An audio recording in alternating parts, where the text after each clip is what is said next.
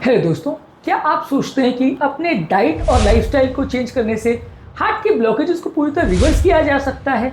आज जानेंगे कि क्यों इसमें प्रॉब्लम आती है, क्यों एक्चुअल में ये सच्चाई ना हो कि सिर्फ एक मिथ है। आज इस एस्पेक्ट को डिस्कस करेंगे। यदि आपको ऐसा लगता है कि आप अपने हृदय के अंदर मौजूद ऑलरेडी जो ब्लॉकेजेस जो 60-70-80% ब्लॉकेजेस बन गए हैं, उसको डाइट, एक्सरसाइज द्वारा या इवन दवाइयों के प्रयोग के द्वारा भी आप उसको पूरी तरह से बदल सकते हैं और उस 80% के ब्लॉकेज को आज 30% पर आप ला सकते हैं दवाइयों द्वारा। तो आज इस मिथ को हम बस्ट करने का प्रयास करेंगे, क्यों ये पॉसिबल नहीं है और क्या इसमें एक्चुअल सच्चाई है, क्या साइंटिफिक एविडेंस है इसके पीछे। ये सारी चीज़ों पर आज हम बात करेंगे। टॉपिक पर जाने से पहले जो लोग हमारे चैनल पर नए हैं उन्हें रिक्वेस्ट करूंगा कि चैनल को सब्सक्राइब करें, वीडियोस को लाइक करें, शेयर करें, फॉलो करें, कमेंट करें, पूरा देखें। टॉपिक के मिड पोर्शन में इसे इंटरेस्टिंग बनाने के लिए ट्रिविया सेक्शन में मैं आपके साथ लाऊंगा कुछ ऐसे इंटरेस्टिंग पॉइंट्स जो आपको ज्ञान भी देंगे और हैरान भी करेंगे। तो चलिए शुरू करते हैं मेरे साथ ये हेल्थ का सफर। सबसे पहले आपको ये समझने की जरूरत है कि लाइफस्टाइल चेंजेस और डाइटरी चेंजेस करने से ये ब्लॉकेजेस नहीं जाते हैं। अगर आपको कोई ऐसा बोलता है कि आप एक्सरसाइज करो तो आपका 80% का ब्लॉकेज 50 हो जाएगा, या आप ये डाइट ले लो या दवा ले लो तो वो 50 हो जाएगा, तो ऐसा यूजली नहीं होता है। ये कोलेस्ट्रॉल जब नली में जमा हो जाता है तो वहाँ पे एक इन्फ्लेमेशन होता है, इम्यून सेल इन्फिल्ट्रेशन होता है, वहाँ पे एक मोटा परत जम जाती है, एक फाइब्रस कैप जम जाता है, जिसकी वजह से ये ब्लॉकेजेस हार्ड हो जाते हैं और इसमें कई बार कैल्शियम भी जम जाता है। इसलिए ये सारे ब्लॉकेजेस को डाइट और लाइफस्टाइल करके आप पूरी तरह से हटा नहीं सकते।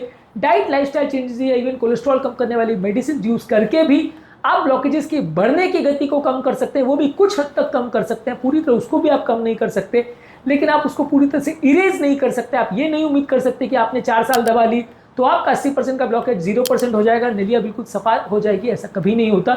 एक बार अगर नली में ब्लॉकेज बन गया तो फिर उसे पूरी रिवर्स करना मुश्किल है। पहले से अगर आपने प्रिवेंशन लिया और ब्लॉकेज बनने नहीं दिया तो आपको प्रॉब्लम नहीं आएगी, पर एक बार अगर ब्लॉकेज बन गया तो उसे हटा पाना ज्यादातर केस में बड़ा मुश्किल होता है।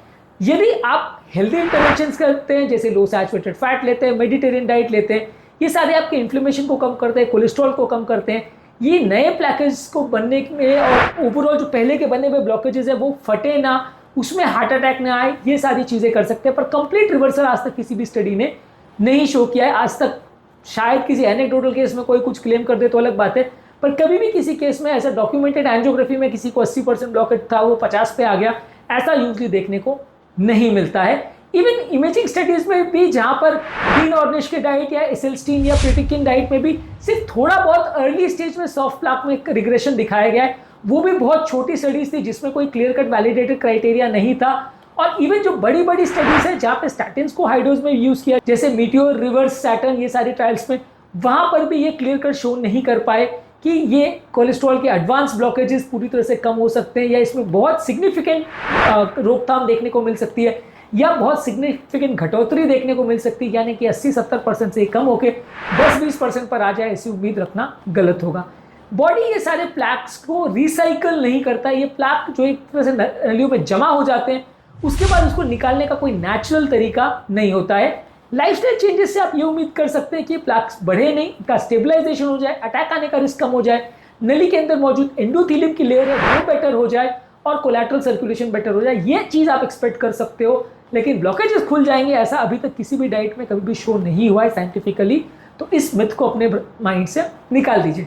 अब जैसा कि मैंने कहा था, हमारे ट्रिविया सेक्शन में कुछ ऐसी स्टडीज बताऊंगा जो मेरे इस डेटा को सपोर्ट भी करेंगे और आपको इंटरेस्टिंग भी लगेंगे। तो ये पॉइंट्स आपको ज्ञान भी देंगे और हैरान भी करेंगे। तो चलते हैं हमारे ट्रिविया सेक्शन में। 1900 में साइंटिस्ट ने सबसे पहले डिस्कवर किया था कि नलियों में जमा कोलेस्ट्रॉल जो है ये हमारे ब्लॉकेजेस का कारण बनता है। लेकिन ओवरऑल मेडिकल कम्युनिटी में खाने वाले कोलेस्ट्रॉल और हार्ट के कोलेस्ट्रॉल का, या ब्लड कोलेस्ट्रॉल और हार्ट के कोलेस्ट्रॉल का जमा होने के ब्लॉकेजेस का रिलेशन जो है वो 1950s में पहली बार लोगों को समझ में आया था। 1948 में फ्रेमिंगम हार्ट स्टडी में एक बड़ी स्टडी किया था, जिन्होंने ये शो किया था कि जिनको हाई कोलेस्ट्रॉल लेवल्स हैं ब्लड में, उनको नलियों के ब्लॉकेजेस होने का चांस ज़्यादा है। और इन्होंने ये शो भी किया था कि लाइफस्टाइल चेंजेस और डाइट करने से आप इन सिम्टम्स को मैनेज कर सकते हैं, कुछ हद तक कम कर सकते हैं। खत्म हो जाएगा ऐसा एटलीस्ट हो नहीं हुआ था, लेकिन आप कुछ फायदा मिल सकता है।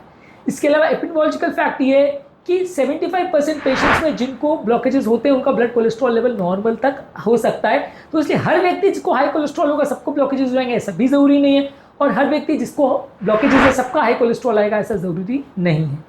2009 में अमेरिकन हार्ट एसोसिएशन ने हाईलाइट किया था कि कोलेस्ट्रॉल लो करने वाली मेडिसिन जो है वो हार्ट डिजीज के रिस्क को कम करती है, ब्लॉकेजेस को रिवर्स नहीं करती है, लेकिन ये ऑलरेडी जो डैमेज हो गया वो पूरा कम नहीं कर सकती। हाँ, कुछ हद तक ब्लॉकेजेस के रिस्क को और हार्ट अटैक के रिस्क को कम कर सकती है।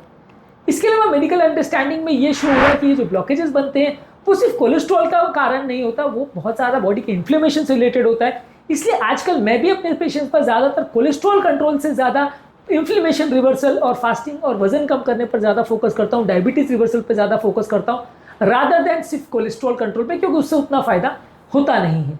तो ट्रिविया सेक्शन में बस इतना ही। अब आते हैं हमारे प्रैक्टिकल यूटिलिटी सेक्शन पर, जहाँ पर इस टॉपिक से मिली इन्फॉर्मेशन को समझने में आपकी मदद करूँगा और उसको यूटिलाइज करने में आपकी मदद करूँगा। बेसिकली टॉपिक का बेसिक पर्पस ये था कि आपको समझना जरूरी कि कोलेस्ट्रॉल कम करना कार्डियोवैस्कुलर हेल्थ इंप्रूव करने का एक पार्ट है, पर वो एक ही पार्ट है ऐसा नहीं है, और सिर्फ सब कुछ उसी पर चल रहा है और उसको आपने फॉलो किया तो ज़िंदगी भर कोई दिक्कत नहीं आएगी, ऐसा नहीं है। आपको डाइट के साथ प्रॉपर मेडिकेशन और लाइफस्टाइल चेंजेस करने हैं, जिससे कुछ हद तक फ़ायदा होगा, बीमारी पूरी खत्म नहीं हो जाएगी। इसके लिए आपको कोशिश ये करनी है कि पर्सनलाइज ट्रीटमेंट प्रोग्राम डेवलप करें, जिसमें मेडिसिन, लाइफस्टाइल चेंजेस, ये सारी चीज़ें इन्वॉल्व हो, तो ये कुछ हद तक डिजीज़ को बेटर मैनेज करने में मदद करेगी। एक अच्छी अवेयरनेस होना ज़रूरी है, तभी आप इस ओवरऑल डाइट से और लाइफस्टाइल से ज़्यादा फ़ायदा ले सकते हो।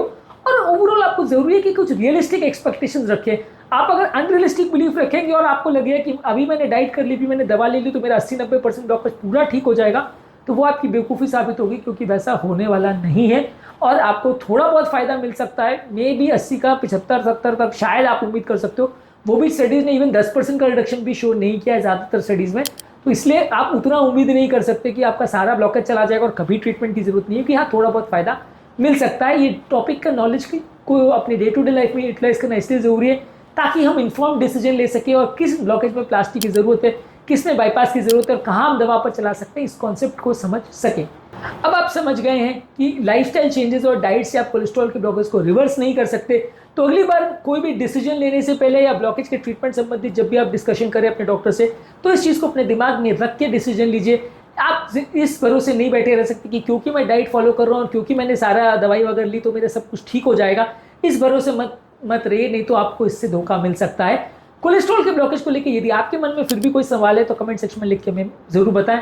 उम्मीद करूँगा कि आज के टॉपिक में कुछ नई बातें जानने को मिली होगी। जो लोग हमारे चैनल पर नए हैं, मैं रिक्वेस्ट करूँगा कि चैनल को सब्सक्राइब करें, वीडियोज़ को लाइक करें, शेयर करें, फॉलो करें, कमेंट करें, पूरा देखें।